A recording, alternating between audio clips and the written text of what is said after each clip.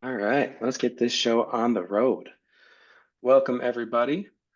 Thank you all for joining us for our February 101 Trout Routes Masterclass. We are super stoked. I'm super stoked tonight to do this class. As you can see, I'm not in my normal white, boring background. Tonight, I'm actually out in Arizona in the Airbnb that I happen to be at. I want to give David and the Pitchner place here in Cornville, Arizona, a big shout out. This place is awesome, and it's really awesome because that Oak Creek runs right through the property here. So I get to walk out in between meetings the last few days, and I've been able to take a cast and I found out this lower section is a little bit tougher to fish, but I'm excited to head up into the canyon. And we're actually going to be focusing on Oak Creek tonight, but we'll be kind of running through the app utilizing Oak Creek as our example. Super excited about that. But I do want to just get through a couple of housekeeping items real quick. Number one, I want to say thank you to Eric.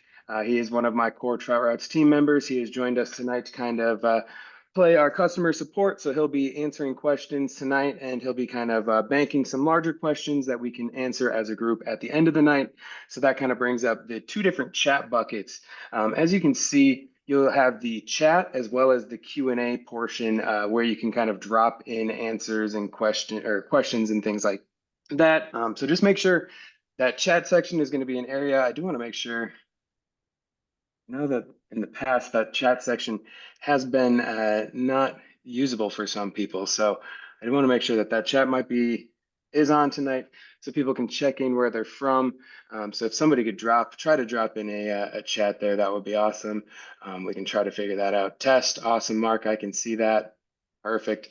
Sweet. Looks like we got people checking in where they're at. And then the Q&A section is going to be where you'll be able to drop any of those questions throughout class. Again, some of those smaller questions, Eric will be able to jump on right away. Otherwise, we'll be banking them and covering them later in class as a kind of whole. So without further ado, let's get class rolling. So I just want to quickly cover what we are going to be talking about tonight. So we're going to start things off talking about membership options. For those of you who are coming in tonight as a basic member, we're going to be able to kind of show you. Obviously, you probably have seen the basic experience a couple times now, but we'll be able to show you all that you can get from Pro tonight. And for those Pro members, we're going to be able to show you all that you should be using. Some of those things you might not be using, some of those things that I know they're kind of sneaky, hidden away into the app. Hopefully, we can get you utilizing those tonight and make you a pro of the Trout Routes app.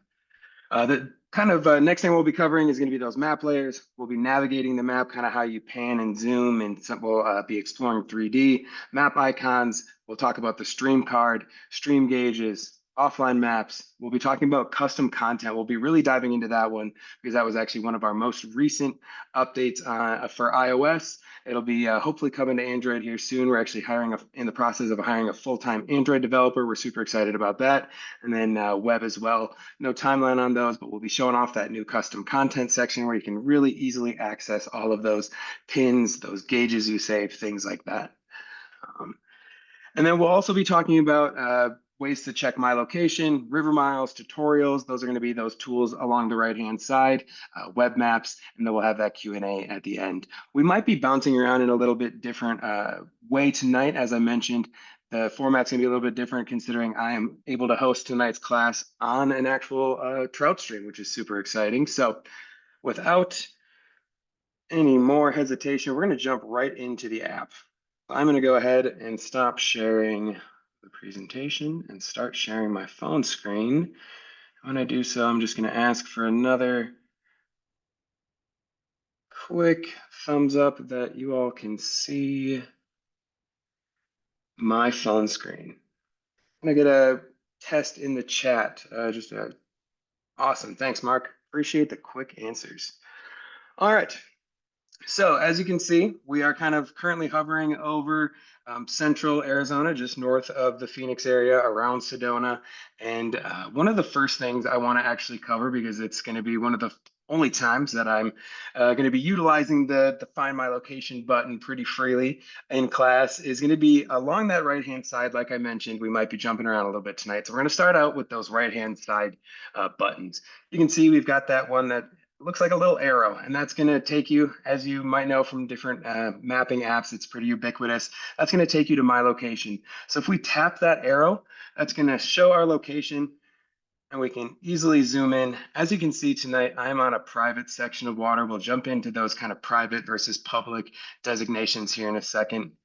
But let's cover those right-hand side tools again real quickly. As you can see, we're looking at a trout stream here. We can see those different colors, and we can really quickly tap into that trout stream. That's going to bring up the stream card. Really quick, easy way. But if we zoom out, we can see those different colors, right? As I mentioned, we're going to be able to kind of cover that basic versus pro differences. And right now we can see those different colors. Let's back up a little bit here and switch back into basic.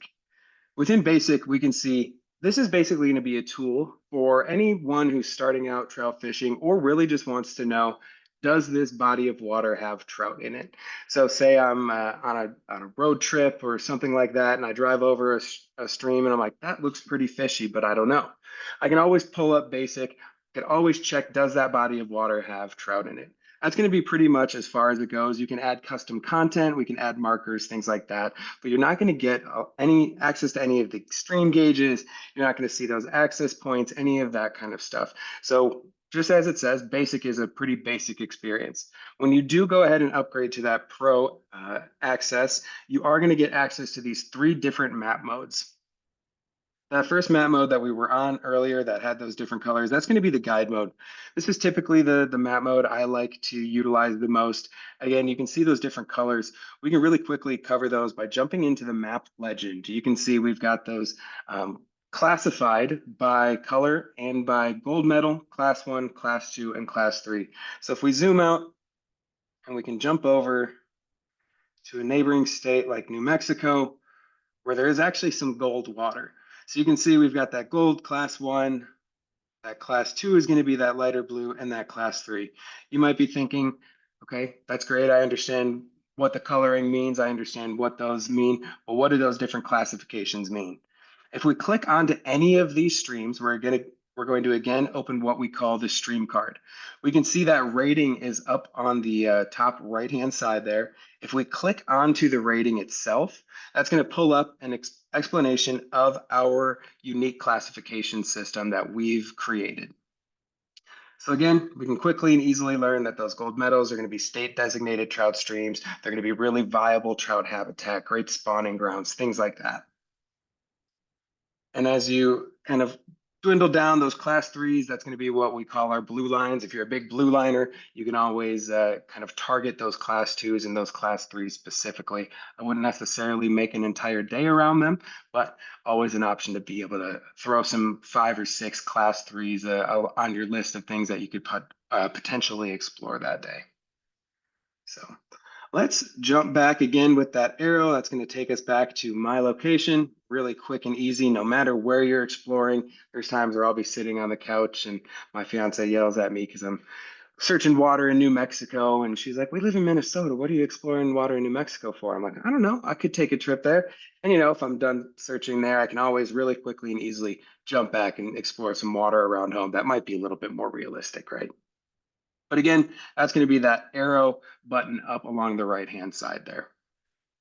So diving back into those different map modes that I mentioned that you get access to once you jump into Pro, that's going to be the next map mode that you are going to have access to is going to be exactly that access map mode.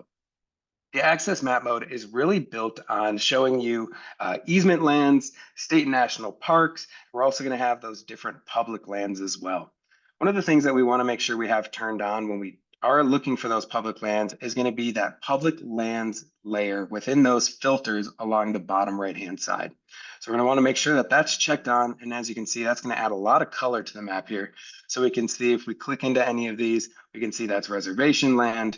We can see this is going to be national monument land, things like that. All of that green is going to be different types of public land. If we click into that, thanks to Onyx Maps, we were able to bring in all of that really rich public land data. So we now have the managing agencies for every public land parcel around the country, which is super powerful, depending on whether you're looking for some place to potentially do some dispersed camping on for a short time period or whatever it might be. It's always really useful to know the managing agency for that public land that you're exploring. If we're looking at the waterway specifically, though, one of the other things that you're going to be able to find on this map mode specifically is going to be easement sections. I like to jump back to the Midwest to show off some of these easements because the Midwest is really, really rich with those easement sections because that there's so many private landowners, whether it be farmers or things like that, who are always or not always, are willing to, I should say, share their land with anglers as long as they're respectful and mindful and things like that. I will say this is, as you can see, those sections are going to show up in purple here, and we can always jump into that legend to find it. I will say these sections are some of the sections that I like to explore first when I'm exploring a new waterway because that some of these easements are going to be on a state or even local level. So people might not always know about these sections in comparison to some of those larger fishing access points and things like that. So some of these easement sections are definitely a great place to start exploring that new river because they might see less pressure, things like that. So let's use that arrow and jump ourselves back to Arizona. And we will jump into that last map mode before we continue. So again, if we zoom out, we can see this map mode is again going to change the colors of the river. If we can jump back into filter the map legend here, this is going to show us what those different colorations mean. And it's going to show us regulations by state. So this is super powerful, especially if you're, again, exploring a new state, or you even just want to brush up on the regulations within your own state.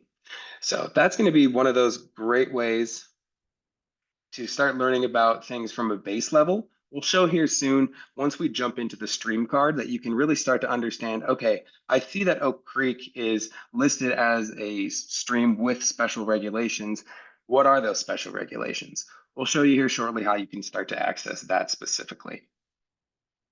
Let's switch back to guide mode. Like I mentioned, I tend to like this map mode. It's really a nice, easy way to start to understand new water, really start to digest it. And then those other map modes start to kind of help you dig deeper into a piece of water or a certain area once you've kind of narrowed in on the basics of it and start to understand the classifications of the water that you're looking at. Next, in this map layers down on the left-hand side here, we're going to be able to select the base map we want. We'll skip over that 2D versus 3D right now. I want to save that for a little bit later when there's a really cool example specifically on Oak Creek where we can toggle between those two. So first we'll take a look at those base maps here. First one we're taking a look at, again, the one that I typically like to use just because it offers the most contrast to the river colors and then the land layers is going to be the roads. This is also going to be a great one if you're kind of, again, searching and want to understand, okay, how easy might these rivers be to access? This is going to be the mode to use. Once you start, again, honing in on where you want to explore, and you're like, okay, I know where I want to explore. I kind of know how I'm going to get there, but I want to know what is that going to look like? What is that going to, how strenuous is the hike in that section going to be? Things like that. That's going to be where you start to explore the terrain layers as well as that satellite layer. So again, those layers are just going to offer a different level of detail, a different look. Sometimes when we're looking at this satellite layer, I will go back into that filters and toggle back off that public lands layer. We'll explore more of these filters here in a minute, but this is typically one of these that I like to show when we're talking about the map modes because I will typically, pardon my swipe there, will typically toggle that land layer off if I'm trying to explore via satellite. Just makes it easier. You don't have to try to be seeing through that kind of opaque green, right? We will go ahead and toggle that back on just because it's nice to start looking at as we start looking at the stream itself. I will again Switch back to that roads layer. As you can see, that just offers the highest amount of contrast on the map, just makes it really clean and easy to start exploring around. Now it's time to start exploring the water. Like I mentioned, we can see all of these different colorways. We can see all these different trout streams, things like that. But what does this offer me? What does this tell me? Well, first thing we can do is we can start by clicking into, again, what we call the river card, the stream card, whatever you want to call it. And that's going to happen by clicking on any of these waterways. So whether it's Oak Creek or we'll say swipe over to California here and click on this Gold Stream, I can click in and learn about any of these rivers. We've got over 50,000 pieces of water mapped out across the country. So it's really easy to learn about those, any waterway you want to, and then you can start by just simply clicking on it, and that's going to bring up, again, what we call the stream card. Within the stream card here, we can start to, obviously, we can learn the stream name. If you're just kind of scrolling around and you don't even know what that stream name is, this is the first way you can learn about that. You can click into that stream card, learn the stream name. You can see that right now we've clicked on what is classified as the lower section of Oak Creek. We'll start to explore the canyon section here in a little bit, which they call the upper section, and we can see the county that this resides in. We can also, again, see that rating there on the right-hand side. You can always click into that to learn more. And then we can see, okay, how far is that median, the middle of that section away from me, and then how far is the median elevation of that section that I've clicked on. Below that, you can see we've obviously got the ability to share that stream out to a friend, whatever it might be. We can bookmark this stream. I'm going to go ahead and bookmark that. As I mentioned, we will explore the My Content section in a little bit here, and we'll be able to find that really quickly and easily. And we can also save this directly for offline use. We'll dive into offline maps here in a little bit, but that's going to be one of the two different ways that you can save a section of maps for offline use. So you can access that whether you have that cell service or not. But again, we'll dive back into that in a minute. Down below here is when we start to introduce the tab section of the stream card. This first tab here is going to be the geography tab. We can see it's going to give me how long is this river, what is the peak elevation, how much elevation change is there, and then what is the slope of the river. We can also see right below that we're going to have our elevation chart, or we can always toggle it to the slope chart as well. I typically find this elevation chart a little bit more helpful and a little bit more user-friendly, but to each their own. One of the really exciting things about this elevation chart is if we click anywhere on that elevation chart and begin to scrub along the chart with our finger, we can see exactly where that spot of elevation is. So if we're looking for different drop-offs, different plunge pools, looking for dam drop-offs, things like that, this is a really easy way to find some of those characteristics along a river. I will say, on certain small streams, you can get really detailed with this and find really kind of small plunge pools that hold brook trout, things like that. So I would definitely not sleep on this elevation chart. It's also a really quick and easy way to understand, okay, what way is the water flowing on this stream? Well, obviously, the water is not going to be flowing from lower elevation up to higher elevation. So it's pretty easy to figure out, okay, this is the top of the stream and it's flowing down to the lower section down here. So just another easy way to kind of understand what way that water might be flowing. The next tab that we have here that we can click on, or we can slide over to, however you like to utilize it, is going to be the local information tab. This tab is going to give us some general season guidance. Again, if you're exploring a new state, super useful. It's also going to give us some river characteristics. If any of these three badges were highlighted, they would be a darker gray. That would be designating that this was a popular river, that this river was a tailwater, or that this river had sections of easement access on them. So that's just, again, a quick way to kind of understand the river on a little bit deeper of a level. And like I mentioned, as we were looking at that regulations layer, this is where we can start to dive into, okay, what are those special regulations on Oak Creek specifically? We can see Oak Creek has a catch and release, artificial fly and lure, and single barbless hook upstream from Junipine Crossing. So really quickly and easily, I can tell, okay, as long as I'm below Junipine Crossing, I know I'm a little bit more free in terms of my abilities to fish multiple nymphs or whatever it might be. And if I'm above that, I likely know, okay, there's probably to protect some of the wild brown trout that I know exist in Oak Creek or whatever it might be, just being a little bit more friendly to those fish, so to speak. So fly shops, this will be, if we're within 50 miles of a fly shop, this will pull in any of those fly shops. Let's back out. I think this will be a little bit more useful if we go ahead and click up here on the Colorado River. And again, if we click into that fly shop, we can see that's going to pull in Lee's Ferry there. So that will pull in any fly shop within about 50 miles. So I will say, I do think Sedona and the Cottonwood, Cornville, that this general area, I think it's underserved in terms of a fly shop. So somebody should definitely hit that opportunity up, I think. And we'll make sure to get it in the app if you do. So moving along into the next tab here, we've got the stream flows tab. This is maybe my favorite tab and maybe one of the most powerful, starts to implement one of the most powerful tools that we have across the app, which is going to be those stream gauges. We're going to pull from 3 different sources for those stream gauges. We've got all of the USGS stream gauges. We've got the Colorado Water Service stream gauges, as well as the NOAA stream gauges built into the app as well. So thousands of stream gauges across the app. About half or so of those are pulling for not only flow and height, but also temperature, which is super useful when it gets into those dog days of summer, where rivers get hot and we start to get into those hoot owl restrictions, things like that. Just making sure you're again being conscious of the pressure that you're putting on fish, especially in those hotter months of the year.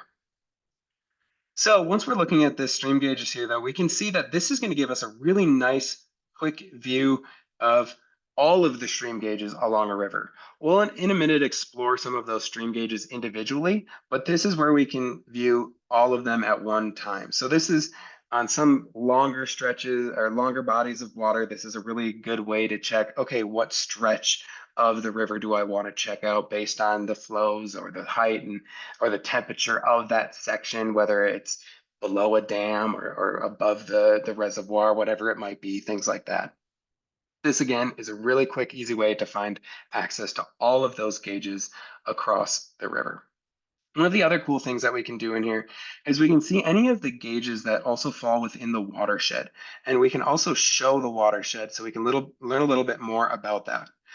So that sometimes if a stream or river that you're looking at doesn't have a gauge on it, looking at those gauges within the watershed or even just understanding the watershed itself will help you understand where water might be draining from and how affected that river might be by a rainstorm or a drought, whatever the case is.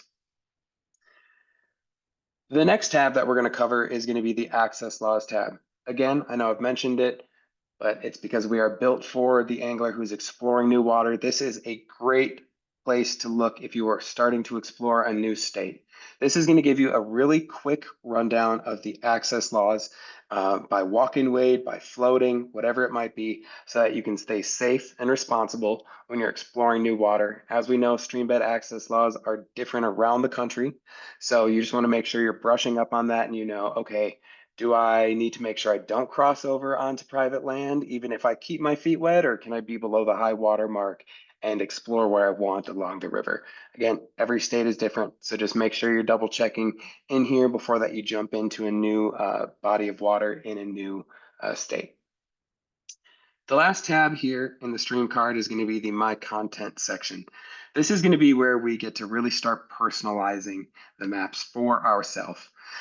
Notes, photos, whatever it might be, you can start adding those. And because that Trout Routes doesn't rely on any crowdsourced data, anything that you do within your profile on Trout Routes is only visible to you, only saved to your account. So you can take all the notes, add all the photos. I could add all the photos of the awesome browns that I was hoping that I had caught by this class that I could have added here. And I'd add all the notes on all the flies that I Wish I had caught them on before class tonight. And I'd add those all right here so that if I come back and fish Oak Creek in a couple of years, I don't have to try to rack my memory of what flies was I using and what did I don't even remember what those fish looked like with that I caught here. I have all that I can access at my fingertips. It's kind of your own private fishing log, we like to call it.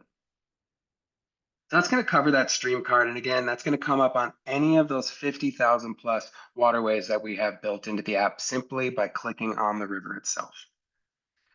So the next thing I want to start to explore is okay, now I know how to learn more about the river by clicking into it. How can I just start to learn more about the river by scrolling along it? I can see this is a pretty long river. There's multiple different icons that I can see. What do those mean? I can see some different shading across the map. What does that all mean to me? Let's dive in. So as I mentioned, I'm currently at a really awesome Airbnb that happens to have Oak Creek floating right through the backyard. So as you can see, this is a private piece of land, with a private section of water flowing through it. That is really easy to tell by the fact that this section of water does not have any highlighting to it. Not only can we tell that by the highlighting, but we can also see if we zoom out, again, we've kind of toggled it on and off. We can see that green public land layers. If we toggle that back off though, I want to really dive into the river itself here. You can see these sections of water that have that gray shading on them. That's going to designate sections of water that have at least one side of the river floating through public land. So we can see there's small sections. There's some sections here that look like they might be at parks, things like that. But that's going to be a really quick, easy way to start digesting an entire section of water and understanding, okay, what's public, what's not. It's going to be, where does that have that green or that gray shading on it, and where does that lose that gray shading? Again, we can toggle that back on, that public land layer back on, because as I mentioned, this is going to show you sections where one side of that water is bordering public land. So again, you can't access this section of Oak Creek off of Loy Lane. You would have to come in off of Turkey Creek Road and access that from the public land section here in Coconino National Forest.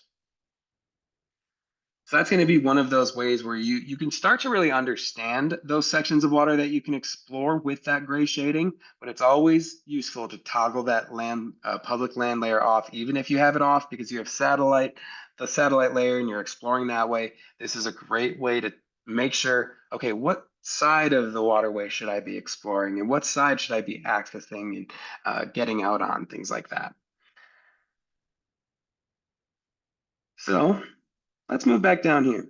The first icon that we can see if we're kind of moving off of our location here is going to be the main icon in the app, and that's going to be this blue fish icon here. That's going to be the public access icon. So this is going to show us any fishing access. It's going to be typically state or county designation. It's going to have good parking, good access into the water, things like that. Typically, some of those places that you can say are sure bets to start exploring. Obviously, again, you have access to all of that water that has that gray shading on it, as that's, again, public water. But these fishing access points are going to be a great way to start exploring a river that you might not have been to before. As we click into any of these icons, as we start exploring the river here, we're going to see along the bottom that we've got the ability to get instant directions to them. And if we click on that button, we'll be able to either jump into our Google Maps or our Apple Maps application, depending on which we've selected. We also have, again, the ability to share it out to friends who might also have trout routes, or we can share it to multiple different other applications as well. We also have the ability to create. What Create's going to do, that's going to add a marker for you. It's going to add it real quick and easy, so you can always have that in your My Content section instead of having to remember, okay, what was that access point called? Where was it? That's a really quick, easy way, and that's going to name that that custom marker. It's going to give it that same fishing access, and it's going to name it the name of the access point that it is on the map itself. So again, a really quick, easy way to remember any of your favorite access points or anything like that without having to go in and create a whole custom marker from the beginning. Moving along the waterway here, the next icon that we run into is going to be the gauge icon. So like I mentioned, within the stream card, we're able to view all of the gauges along a river. If we're looking to just dial into one specific gauge because we know that's the section of water that we want to hit or whatever it might be, we can find this icon anywhere across the map. Again, there's going to be thousands of them across the map. So there will be plenty ways to explore water, understand the water, get really deep into the water because we can really start to dive into some really cool data within these stream gauges. Clicking on these stream gauges, we're going to get a pretty quick overview within this first screen here. But as we dive in deeper, we can click onto that view data, and that's going to pull up these charts that, again, we can scrub our finger along and view the fact that they are, in fact, updated in real time every 15 to 20 minutes or so. And we can always see the specific date, time, and things like that that a flow might have been at. One of the other things that we can also see that's super useful in this, you can see that black line that kind of lives just above the live flow line here, that blue line. That black line is going to represent the historical median. So that's going to be a really quick and easy way to understand, okay, I know that this is what the flows are for this week, but what is that compared to how this river typically should behave? I can see that right now, flows are typically are below what they typically are, what that historical median shows that they should be at. One of the other cool things is I can go back, I can go as far as close as a day, but I can go back as far as a year and really start to understand, okay, how does this river behave? I can start to see, okay, here's some of the runoff that clearly begins to happen, monsoon season, all of those types of things are going to happen during this time period when the river is really getting blown out and it starts to even off a little bit as the year goes on. So again, we can see certain times with certain rainstorms, whatever it might be, we can see all of those peaks and valleys as you want, as we all want to know, without having to go to the USGS Stream Gauge website, which is clunky and not very user-friendly. This is going to make it super user-friendly right at your fingertips. So keeping on along the river here, let's see what icons we run into next. So next icons we're going to run into is going to be some really cool icons that are going to be just additional tools for you to have. As we mentioned, that fishing access icon, that blue icon, is going to be really that main icon within the app that you're going to want to know. Again, it's going to be a really great place to start as you're starting to explore a new waterway. But these icons that we're going to start to explore here are going to be all of those add-on tools that you kind of get to dive deeper into through trout routes. And the first one we can see here is going to be campgrounds. We're going to have public campgrounds listed across the country. So if you're traveling a cross-country trip again and you run into some bad weather or something happens and you're not able to make it to the destination that you thought you were going to be able to make it to that night, you can always pull up trout routes and begin to search for some of those public campgrounds, things like that. And again, if we start clicking into the managing agencies, we can start to understand, okay, what type of campground is that going to be? Is it going to be on BLM land where I know I can do some dispersed camping, things like that. As we continue moving along, we can see two of those other really useful icons. First one here is going to be that parking icon. This is going to be general parking, so it's going to be general pull-offs, things like that. Again, a lot of these line up with public sections of water. So it's a great way to start exploring beyond just those designated fishing access points, because as we all know, there's typically multiple pull-offs across and along an entire river, and not all of those are necessarily designated as a fishing access point by the state or again by the county, whatever it might be. So those general parking again are a great way to start exploring other sections as well as these trailheads. Trails down to the river, we can see really quick here. Sometimes it's going to have the trail name. This one looks like it's just a general trailhead with trails to the river. So again, we can find directions, share it out, add a marker, things like that, really quickly and easily within any of these icons. That's going to be just covering another couple icons. Again, we can see here, we're running into some general parking, a fishing access icon, some more trailheads, some more campgrounds. And one of the things I want to call out is down along the bottom bar here, along the right-hand side, we've got that filters tab as we've jumped into a couple of times. There's times where I'm out on a trip and I know I'm not going to be camping. Maybe it's the middle of winter or whatever it might be. I know I don't need to see those campgrounds. Sometimes the map can get a little bit busy with icons, especially in areas that are really highly populated with trout streams. So you always have the ability to come in and toggle any of the icons on and off as well. Not only can you toggle on and off that public land, any of the icons that we're going to be covering. So those fishing access, that general parking, those camping, those trailheads. We'll cover boat ramps here shortly, dams, any of those icons, we can start to toggle them on and off to really start to create the map experience that we want. That also leads me into one of the things that I think is powerful within the filters that we also mentioned for, as we're looking at those classifications, we've got that gold down to class 3. And we can always create the experience we're looking for if we, again, are looking to do some blue lining or we're looking to maybe explore some streams that are maybe a little bit more marginal, challenge ourselves, things like that. We can toggle off those class 1 and those gold medal sections of water and just have those 2 and 3. Or if we're really looking to target some of that popular water or that really well-known, more highly productive water, typically we can toggle on that gold in class 1. So really easily, we can kind of start to create the map for ourselves and see only what water we want to see.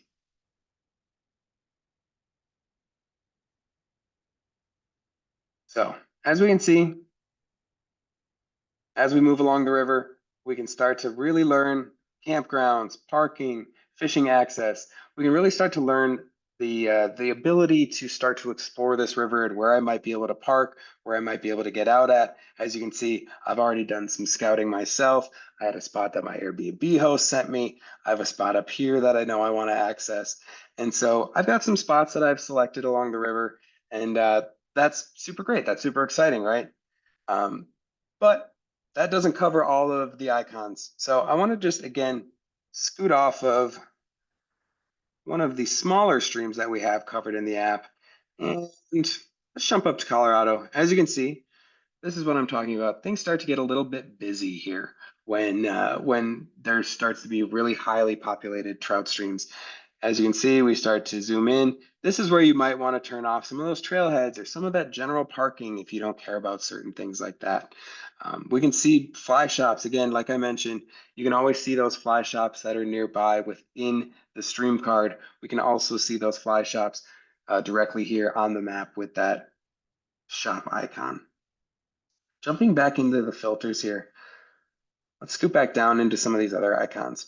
As I mentioned, boat ramps. For those of you, I know we have the majority of our users are primarily walk-in wade anglers. I think most of us on the team are as well, but we have made sure that we built out some tools for boat anglers. So we do have all of those boat ramps across the country built into the app as well.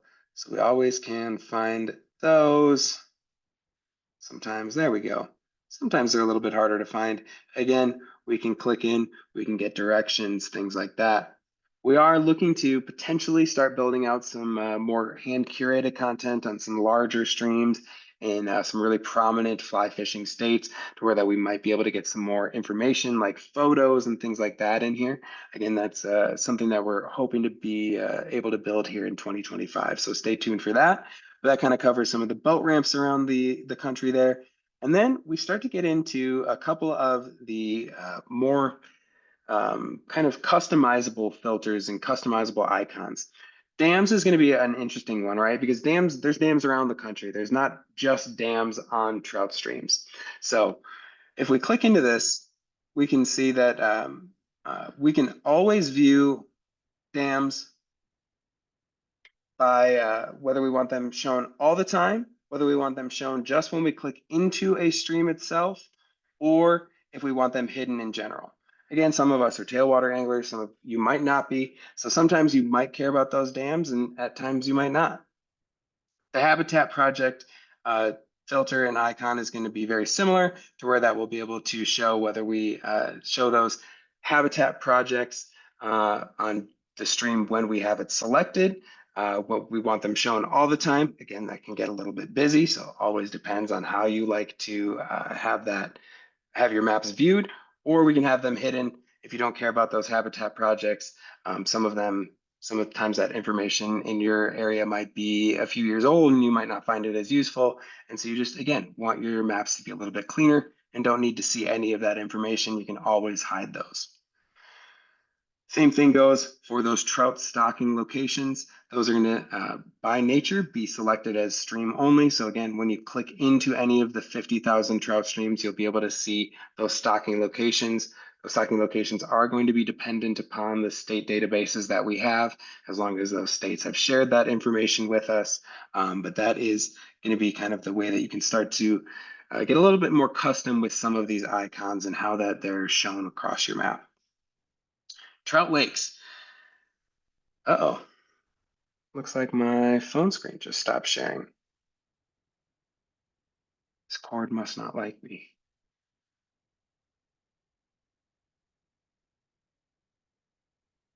Can I? Uh-oh. Going to stop my share really quickly here. Plug back in. We'll give it a reshare.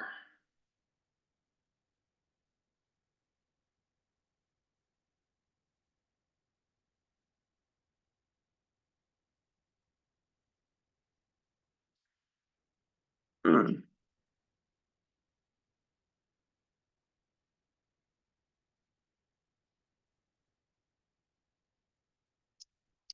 Uh-oh. Technical pause here. Thank you everyone for bearing with me while I try to get us reconnected.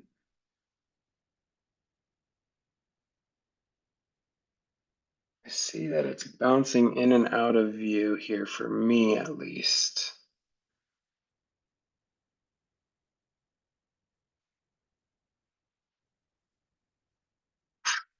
Try the old trick of blowing in the cord, see if that works tonight.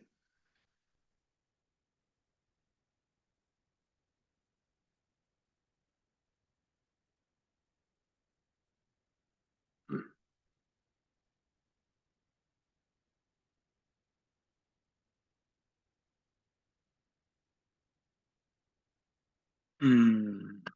The joys of doing a presentation, isn't that the truth, Mark? Let's try to stop sharing again. I'm going to unplug this cord. Thank you again, everyone, for bearing with me. Typically don't have too many problems with our screen share, so this is a new one.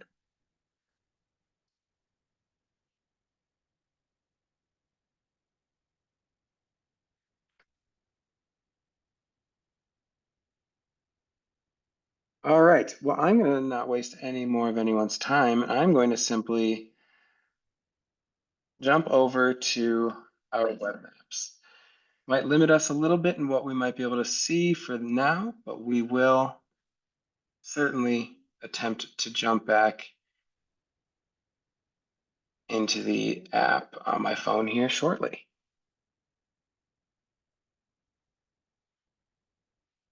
All right. Can I get a quick yes if everyone can see my computer screen? Awesome. Thank you, everyone. All right. So let's get back to Arizona. But let's start by taking a look at the web map here. So first way we're going to be able to get back to Arizona is we can see across the top of the web map screen here, we've got our search bar, but we've also got a state selector. We can go ahead and we can go to Arizona and we can then select the square box here. This is going to be the same thing that you'll be able to see along the top of your phone screen. So this is going to be that same state selector. This is going to be a really quick, easy way to jump to any state that you want to quickly jump to. So like I mentioned, the map pulled open to Minnesota there as that's my selected home state, but I can really quickly jump to Arizona with that tool. So let's zoom back in here on the stream and start to explore things a little bit more again and dive back into that filters. So as I mentioned, we were, I believe, let me double check here. I apologize, everyone. This has thrown me off a little bit. We were talking about trout lakes. So let's jump back down into what we have here. So you can see these are categorized a little bit differently than they are over on the mobile version. So you'll be able to see a lot of these same filters, but there are going to be a couple that are going to be different and lacking on the website of things. Again, something we're working on and we know is definitely something that people are missing. But one of the things that is currently available on Trout Lakes, or I should say on the website of things, is Trout Lakes. So if I toggle that on, I can really quickly and easily see stocked trout waters. Some are going to have more information than others. Some will have information of what was stocked in that lake, things like that. Again, that's going to be dependent upon the amount of information that we're able to get from the state. If we jump back into Colorado here, I do believe some of these have a little bit more rich information. Sometimes they'll take you to a state document, things like that, to start learning, okay, what is that lake stocked with? When can I fish it? When does it get stocked? Things like that. Jump back to Arizona here again and open back up that filters. And as we can start to dive into the filters on the website of things here, we can jump back up to right below those stream classes. We'll take a look at some of these special filters now that we're kind of resetting. Some of the special filters that we can toggle on and off are going to be the ability to see only the most popular streams across the country. So again, you can see that takes away that lower section of Oak Creek as well as the west fork of Oak Creek and only keeps that upper section of Oak Creek. And if we zoom out, again, we can see that gets rid of a lot of water, especially up here in Colorado.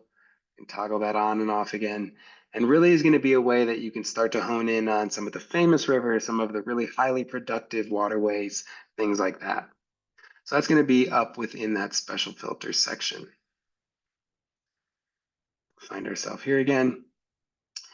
The next one is going to be fishing easements. This again, we can see is going to toggle off all of that water. As we looked earlier, there aren't any fishing easements around this section, but if we were back in Minnesota, which we can again do here by jumping back with that state selector tool, we can start to zoom in and see all of these sections, and all of these rivers are going to have sections of fishing easements.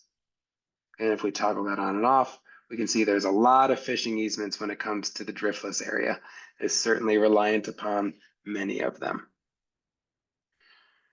As we move back to the west, let's go to Colorado, where we can toggle on and off that tailwaters filter.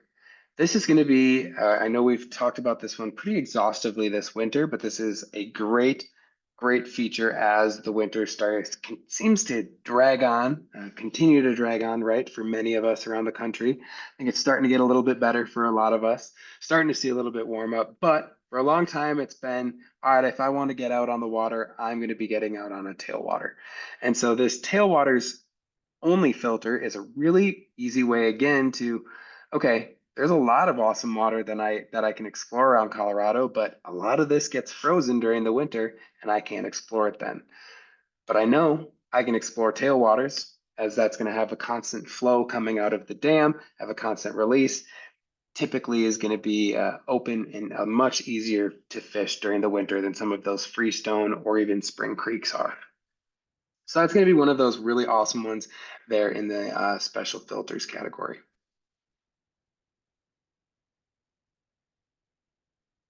Moving along, as we've talked about most of these stream objects here, we're going to quickly cover this bridges icon. So if we click into the waterway here, we can see it's going to open up these different icons, and that's going to give us different bridge access points. So for those of you who are familiar with stream bed access laws, again, there's certain states where any bridge is an access point, and that's going to be somewhere where you can park and get into the water. certain places, that's not necessarily going to be the case. So again, it's going to be something you're always going to want to make sure you check before that you get out on the water. But these are going to be able to help you understand, okay, is this bridge on a public road? Is it on a private road? Things like that. And you can, again, start to really begin to dive into that. Even, okay, is this a trail bridge? And really start to dive in and understand what types of bridges those are. One of the things that I would love to be able to show off, and hopefully we can show off here soon, if my phone will like to share, is a feature on bridges within the app. Let's see here. Look at that. Back to the app and back to bridges as we jump into the app here. One of the exciting things about bridges within the app, within the mobile version, is going to be, you can see here, instead of having that green, orange, purple shading, we've got just that brown or orange for those different bridges. Brown, if we click into these, we can understand within these brown, if they're private, public, things like that. But these orange bridges are going to be the ones that are really exciting and really kind of get people fired up about the app. These are going to be our street view, one-click street view bridges. So again, with one click, I can click on that street view button, and that's going to take me into Google Maps and show me the Google Street View for that bridge. There's times, depending on where you're at around the country, where you can open these up and you'll see, oh, looks at that. Oh, wow, look at that. That's pretty awesome. I was going to say sometimes you'll see a fly angler, but it looks like we've got a moose potentially crossing. That is very cool. So again, these one-click street views are going to give you some really cool information. Sometimes it'll help you understand if there's a parking lot or things like that just off of the access point or off of the river. But sometimes it shows really exciting things like that. So let's jump back into the app here. And that's going to cover some of those bridges. So we'll move back into the filters here. And as I mentioned, you can see we do have access to some extra filters here. So I want to jump back to, I know we've been jumping all around today, but I want to jump back to Minnesota. Again, we see that same state select tool up along the top side for the mobile version. I want to go to the North Shore here. The North Shore is one of the first areas that we built out within the app, and this is an area that we have really strongly shown for this feature, which is going to be our tributary boundaries. So for those of you who know the North Shore of Minnesota well, this is at times of the year a really fantastic migratory fishery. With that though, there are pretty significant and pretty easily definable stream boundaries, but you might not know about those if you're sitting at home and just exploring the water on the map. This, again, tributary boundaries filter is going to be a great way to start understanding, okay, how much of that river, I can tell it's a fairly long river, right? But how much of that river can I actually fish for migratory fish before that they are stopped by some sort of boundary, whether it be a waterfall, a dam, whatever it might be, things like that. Those blue icons are going to show where that those tributary boundaries are, so I can see certain sections might be really, really limited to how far that those fish can run. So that's again going to be a mobile only filter, but one of those that I wanted to make sure we showed off. A couple of those other mobile only filters are going to be our partner content filters. These are going to be super exciting because we build in all of the Trout Unlimited events, or as many as we can, I should say, around the country. So if a lot of the times we've done certain Earth Day events, things like that. And so we love being able to promote as many of those Trout Unlimited events. We love hearing and having local chapter advisors or local chapter members even reach out to us so that we can plug in certain events and things like that. So that's always something that we're super excited to do. And then if we scroll back on over, let's find Colorado here again. just as this is a great state to show off our friends over at Rare Waters and all of the properties of theirs that we've got built into the app. So for those of you who aren't familiar with Rare Waters, this is a really awesome company that, similar to kind of an Airbnb style, has private sections of water that you can rent for a day.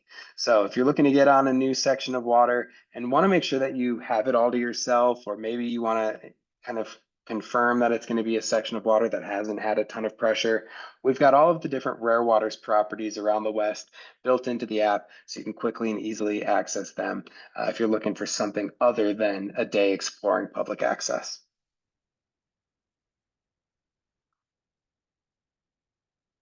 Awesome. Let's move down into some of these miscellaneous filters before that we kind of move along and try to start to wrap things up here with some of the content things. So those miscellaneous layers are really, again, going to start to allow us to customize the map for us. Oh boy, here we go. Another sharing issue. I apologize, everybody.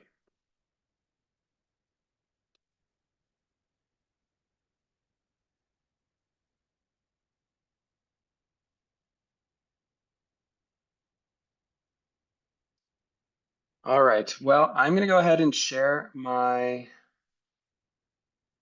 web maps again, but I am going to walk through the miscellaneous filters that you are likely seeing over on your own phone if you do have it open. If not, now is a great time to pull it open, as it will be super easy to kind of walk through together. As we can see, those miscellaneous filters, again, don't match up necessarily with what we're seeing on the web maps. So let's walk through them together here. I'm going to have my phone pulled up. As we can see, that first one on the mobile side under miscellaneous is going to be county and state overlay. If we toggle that on and off, we can see those county and state lines show up really distinctly. I wish I could show you again, but hopefully you're pinching and zooming and you can see that across the map there. And that's going to really, again, if there's certain regulations that might only apply to certain counties or things like that, that's going to be a really quick, easy way to understand those county lines. Persistent settings is going to be the next one there. That's going to ensure that all of your filter settings are persistent. So no matter whether you exit out of the app after a day of exploring new water and you've customized the map to only have those class 2 and class 3 waterways shown, things like that, and you want to make sure that's how you open the map back up to, make sure that you have this persistent settings enabled. That's going to make sure that it doesn't reset to all of the kind of standard settings that Trout Routes has. Lock filters enables. This is going to do the same thing, but when you are switching those map modes. So when you're going from your roads base layer to your satellite base layer, if you have this toggled on, that will do the same thing where it's going to lock those different filter selections. If you have it deselected, that's going to, if you have campgrounds turned off on the roads layer, but you toggle over to the satellite layer, that will then repopulate all of those campgrounds. So this is again one if you just want to make sure that all of those settings are persistent no matter whether you close the app, but also when you're changing map modes, have both of those toggled on. Snap to stream, this one's going to be pretty much as it says. If that is toggled on, anytime that you click on a stream, no matter what zoom level you are at, it is going to bring you directly to that stream. Sometimes it can be a little bit jarring if you're exploring the map at a kind of a more zoomed out level and you click on a stream potentially accidentally, or you click on a stream and just want to learn more about it, that zoom can sometimes be a little bit jarring. So we have that one auto off. But if you do like that, where that you can really start to snap into those streams, explore certain areas a little bit more poignantly, that's going to be where you can start to do that. Zoom fade enabled. This next one is going to kind of be a smart filter. So this is going to, as you zoom in and out of the map, take away certain icons at certain zoom levels so that you, again, can hopefully keep some of that clutter off of the map. If you were zoomed pretty far out and you were viewing Colorado at a holistic view and you had all of those icons trying to layer themselves on each other, it would be a mess, right? So At that layer, we tend to have the majority of those off. We'll have the gauges on, potentially we'll have the fly shops seen, some of those things depending on the zoom layer. But as you zoom in, you're going to get more of that information. So if you're at a certain zoom layer and you're like, I'm not seeing campgrounds or I'm not seeing the trailheads that should be on this river, just zoom in a little bit further and they should begin to populate.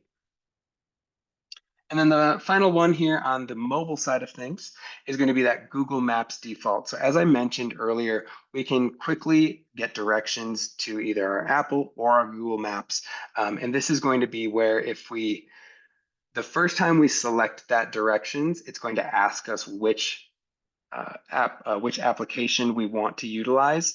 If you either select the wrong application or you're currently a Google Maps user and you make the switch to using Apple Maps or vice versa, whatever it might be, you can always jump in here and you can toggle on or off if you want that Google Maps as your default map that it will bring you to when you request to find directions to a point or whatever it might be.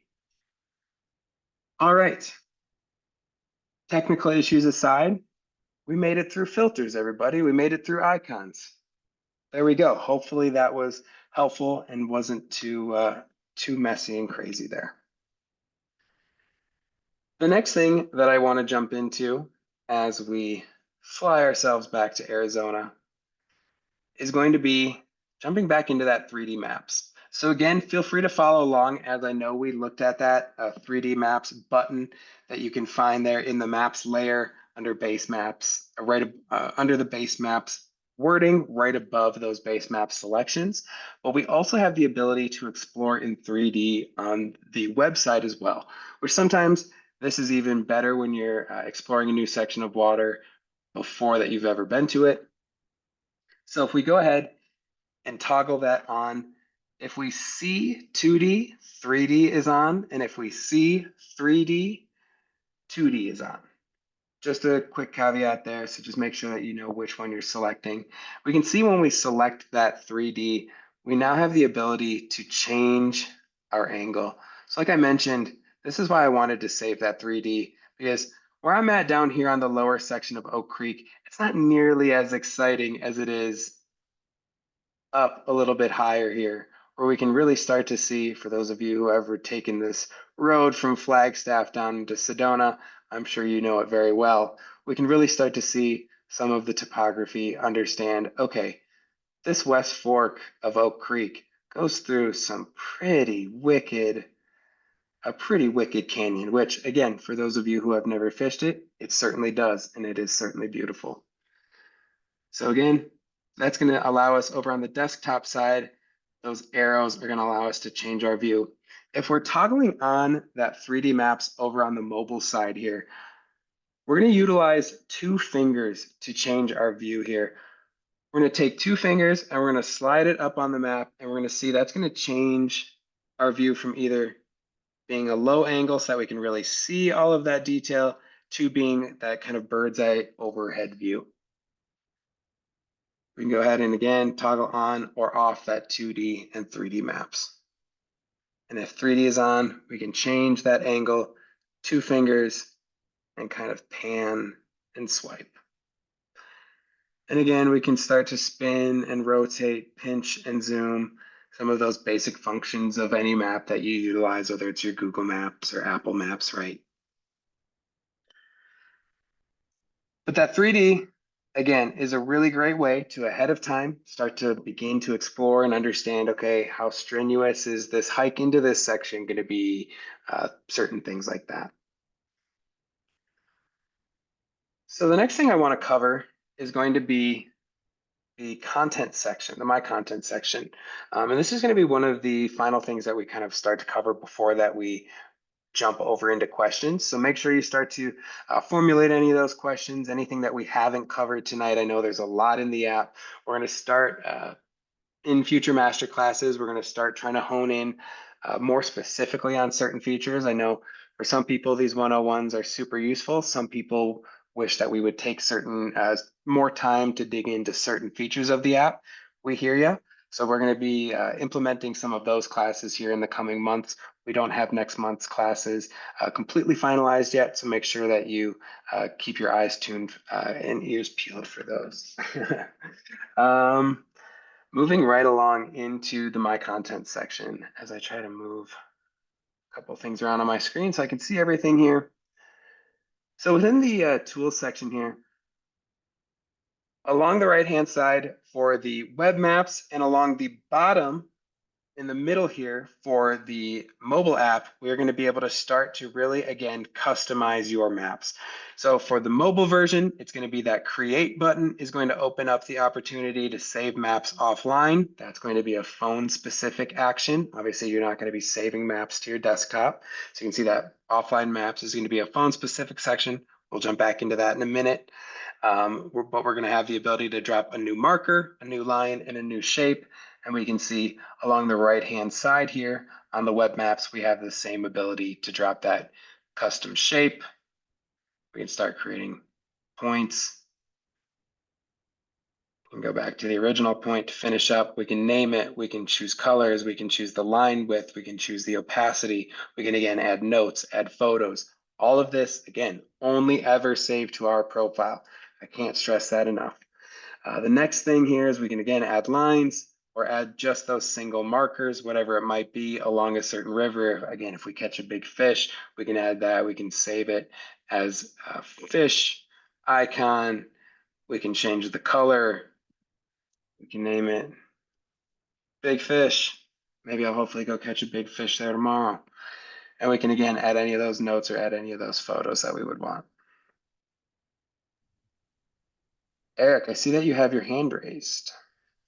I do. We've got a couple of questions that I think would be great for you to answer right now. The first one Yeah. comes from Chuck, who asks specifically about photos and notes while you're using Trout Routes offline, and whether or not that will only be available offline or if those get uploaded after you come back into service. Yeah, that is a great question. I do believe that that you should be able to add those into the app as you have that offline service, and then I believe that they will be added to our backend server after that. I can certainly confirm and can try to, if we can get your email, I can certainly try to follow up. But I do believe I wouldn't. The way I would put it is I wouldn't hesitate to add any of those notes or any of those photos while you are offline and while you're out in and on the water itself. I wouldn't hesitate to add any Yeah, of that at that time. I believe you're right. I think it does require you getting back into service, but I'm fairly certain that those will eventually get uploaded once you get back online.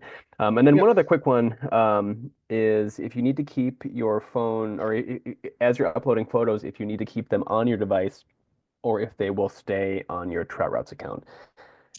This one comes Yeah, from Elizabeth. that's a great question as well. So for this one, again, so with that, we are one of the reasons that you do want to make sure that you even don't hesitate to add those notes, but you do get them saved to your profile once you get back into that service is because we are adding them to a backend server cloud. So you are able to delete those photos off of your phone and they will still be saved directly to your Trout Routes account. Excellent. Thank you, Matt. All right. Let's dive back into certain things here. Where were we at? Awesome.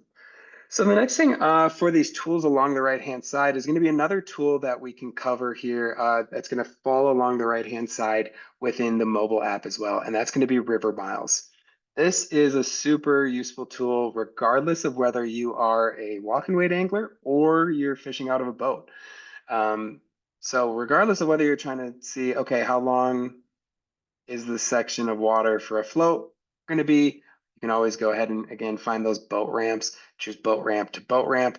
We can really quickly and easily see how long that section of water might be. I can also see if I wanted to explore the canyon on foot, I can see, all right, once I make it to the river, how reasonable is it for me to get that far? Okay, about 2 mile hike in and then I could fish my way out or fish my way up 2 miles, that kind of thing. That might be a little aggressive. Okay, how far is that? Okay, about a mile. That might be a little bit more doable, things like that. So that's a really great way to start to understand how long that section of water you might be able to cover. If you've only got a limited amount of time, you at least can start to know how much water you can explore and how much water will clearly be left to explore for the next time that you make it back out there.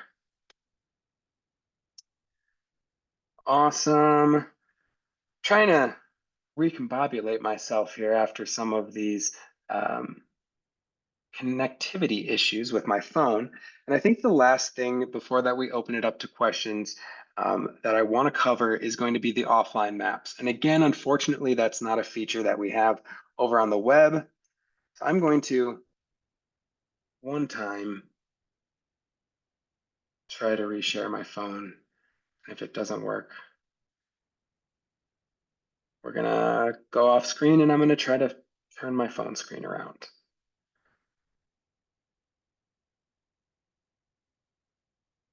Look at that. Apparently I've just got to give it a little bit of time for it to reset.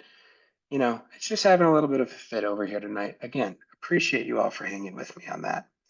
So offline maps, before that it hears me talking badly about it. Offline maps, again, is going to be found in that create content tool. And we're going to find that offline maps along the left-hand side here. And we can then select that section of maps that we want to save.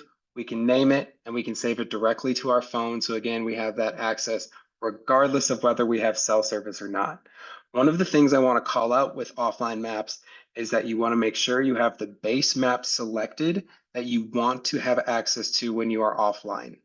So if I want to have access to both the roads base map as well as the satellite base map, the way that I do that is, okay, I know I want to have this section saved on roads. Okay, save, name it roads. Don't move the map at all. Go to map layers, switch over to satellite, offline maps, download, name it satellites, whatever it might be. That's going to be the way that you make sure that you have both layers and have all of the information about the roads so you can get there, as well as the satellites so you can start to peel in and start to explore once you get to the water types of things. So that's going to be one of those tips and tricks with offline maps for sure. As I mentioned, though, there is another way to save offline maps. This is one that I typically reserve for small streams, especially I would say shorter streams, because that utilizing the offline button within the stream card itself. So again, anytime you click onto those waterways, you're going to have the ability to save an entire river offline. Again, I typically reserve this for shorter rivers because for longer rivers, you aren't going to have that space to save the entire river with how much of that section it's going to try to select to save the entire length of it.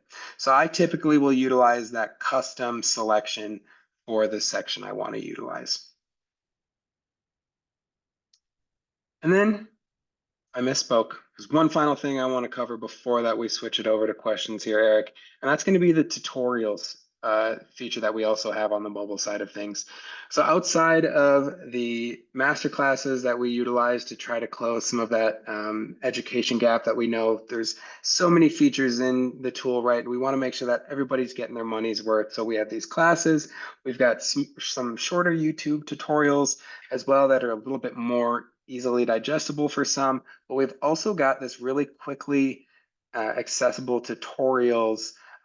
It's hopefully going to be growing over the next year or so, but we've got some really great ones and they're really rich and really full of information. So anytime you need to know, how do I do this? How do I do that? Or you want to remind yourself about some of the things that we talked about tonight, you can click that book icon along the right-hand side and we can click into these and it will actually take us and show us sections of water that we are currently hovering over. So that's also really useful. And it'll step by step help us learn more about the app, no matter where we are on our journey of being a Trout Routes Pro. Okay, I think I'm recombobulated. I think I've covered the vast majority of what we wanted to cover tonight. And I think it's time to open the floor for some questions. Any of those that you haven't been able to answer so far, Eric? Yeah, I've actually got one here from Rick who asks about these offline maps and your GPS location. He says, if you open the app while on the river, will it show your location on the map so we can then measure distance to other parts of the river? Yes. So two-part question. First part answer is yes. You will be able to see where you are on the river uh, via that satellite. So no matter whether you have that cell service or not, and you have those offline maps, you'll have that satellite that will be able to ping directly to where you are. So you'll be able to see yourself on those maps that you have saved. Second part of that question was so that I can understand how far I am from something. The River Miles tool is only going to work if you have internet connection. One other way that you can find distances, though, it might not necessarily be as the river flows, it will be as the bird flies, will be within that lines tool. So within that line tool, anytime we create a line, we can see the distance of that line in feet until that it reaches 1 mile, and then it will show it represented in miles as well. So you won't be able to use that river miles tool to find distances while offline, but you can utilize that line tool to find those distances when you're offline. Awesome. Yep, that's right. Karen has a couple questions. The first one she asks is, how often are these satellite views updated? And she's curious if she perhaps wanted to see snow cover or trees down across the river itself. Yeah, totally. So to talk a little bit about our satellite maps, I will first start by saying we are, for those of you who aren't aware, we were acquired by Onyx Maps last March, so we are a part of the Onyx family. And what that means for the map specifically when it relates to satellite imagery is that we are currently working on porting over to the Onyx tech stack, which will bring recent imagery. So those of you who are familiar with the Onyx uh, kind of family of apps, I'm sure you're familiar with recent imagery. I'm sure you're familiar with some of their high def satellite imagery. We don't have access to that yet due to the tech stacks being differently, but we are working hard to get a lot of that access. For right now, some of that satellite imagery is older, anywhere from 6 months to a couple of years old, depending on where you are in the country. And it is a little bit lower resolution than what we are going to be able to bring to the app here in the pretty near future. So again, another super exciting thing with that happened with that Onyx acquisition is going to be our ability to soon bring our quality year-round satellite as well as that recent imagery satellite data. Quick follow-up to that one, also from Karen is are you able to see where rapids are in that satellite view? Yeah, I think right now at the with the current with the satellite data that we have currently, it's pretty dependent upon the size of the river. I think again that satellite data is going to be also dependent upon where you are in the country. Is going to be more detailed. Sometimes it seems to be more detailed around more populous areas and things like that.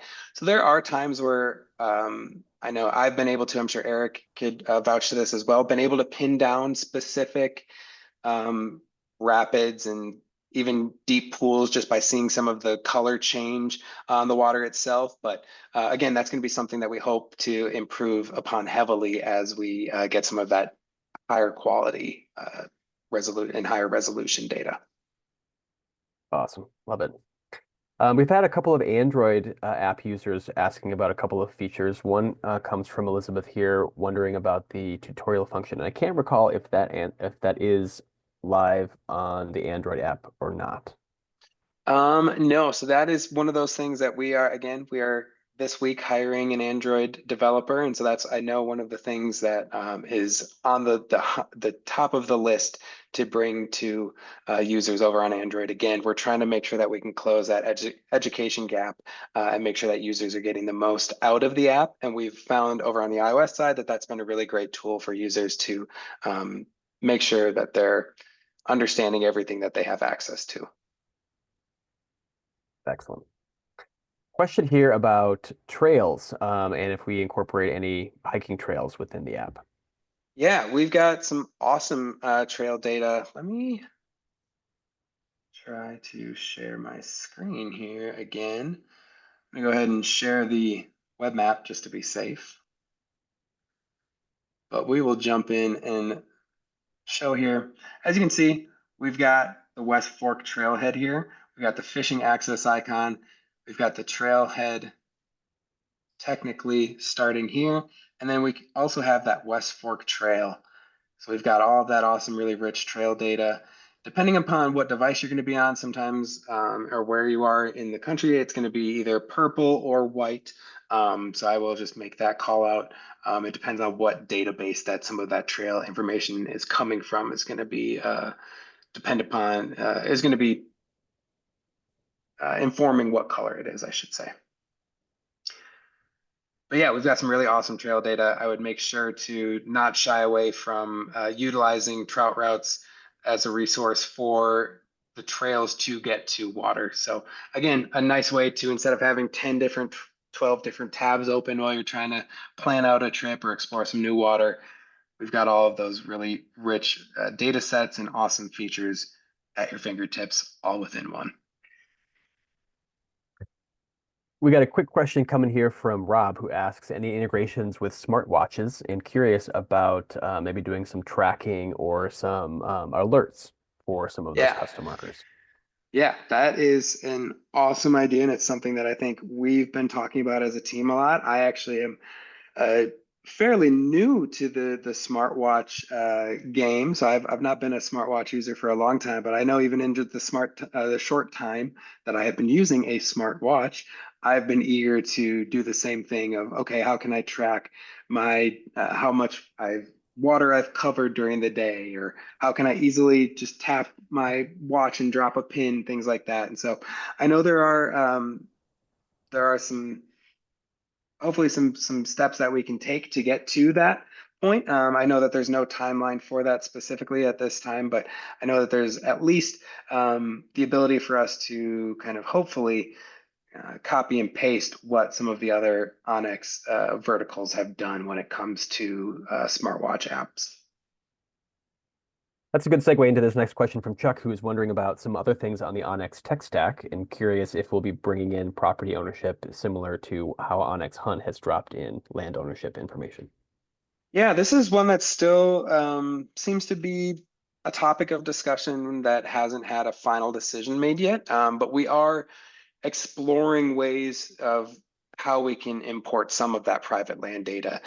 We don't necessarily want to take away from what Onyx has and import all of that land data, but we do realize that that is valuable to anglers in some states and in some scenarios. So I think that there's a high appetite, a large appetite for us on the team to at least start to implement some of those private land parcels that border trout water or things like that. So definitely keep an eye open as we're still having some of those conversations, but the plan is to hopefully bring at least some slivers of that land parcel data to our trout focused crowd. Yeah, that's a great point. And I think one other thing just to throw out there is in a recent update, we have started to incorporate more detail around specifically those public land parcels for people to become more informed on who's managing those public land parcels, specifically around trout water. We've got a couple of questions in general in the chat and in the Q&A about the recording. People are Hmm. curious if this will be sent to them after the session tonight. Yes, so I will be clipping the recording tonight. I will be uploading it to YouTube tomorrow morning. So if you're really looking forward to getting back in and diving back into the webinar, will be available for you tomorrow morning. But you will be getting an email with a link directly to that tomorrow evening. So it's 24 hours after the class starts. Zoom will send an auto email to those participants that will give you a link out to the video. But if you want to watch it before tomorrow evening, it will be live on our YouTube channel mid tomorrow morning. Awesome. Um, I've got just a few more in here before I think we should think about wrapping it up. But Great. Josh asked a question right off the jump at the beginning of the hour about what the best ways to scout rivers are that you've never fished. And I know you've covered an awful lot of detail tonight, but I was wondering if maybe you could throw out one or two suggestions of some things that you might do, especially when you're looking at water that you've never been to before. Yeah, definitely. So I'll try to answer that I'll try to answer that quickly, but I'm going to answer it in two different ways. The first way is if I'm looking to find a new body of water. And again, I would really lean on that guide mode for finding new water. You can quickly and easily understand the different classifications. So if I'm, again, looking for larger water, I can focus on that gold in class one. Or if I'm looking to have a blue lining day and explore smaller bodies of water with my 3 weight or whatever it might be, I can always explore just those class two and class threes. That's how I would start to explore that water. And then as I see all of that coloration, I'm going to start looking at the waterways and okay, how much does each river, how much highlighted gray does that river have? How much public access does that river have? And that's how I'm going to start to hone in on that waterway itself. Once I've picked a specific river though, I'm really going to start to rely on those fishing access points. Again, that's going to be that start of where I know that I'm going to have good parking, I'm going to have good access into the water. And that's going to be at least one of those, some of those places that I'll start to mark off as, okay, I'm going to drive here. I'm going to take a look at the water here. Maybe I'll move up and down and explore some of the other public water that I can see borders or is around these sections, but that at least gives me a starting place to go to and kind of explore from. So that would be how I would start exploring a new piece of water, no matter where it's at, from Arizona to Pennsylvania, Georgia, anything like that. Awesome. That's great. And then one last question here from Fred, who's curious to jump back to the bridges icons. Sounds like you might be having a little bit of trouble seeing it. I don't believe there's a particular map mode that you need to have loaded for you to be able to see those icons. Is that right? Yeah, correct, correct. And again, this is going to be a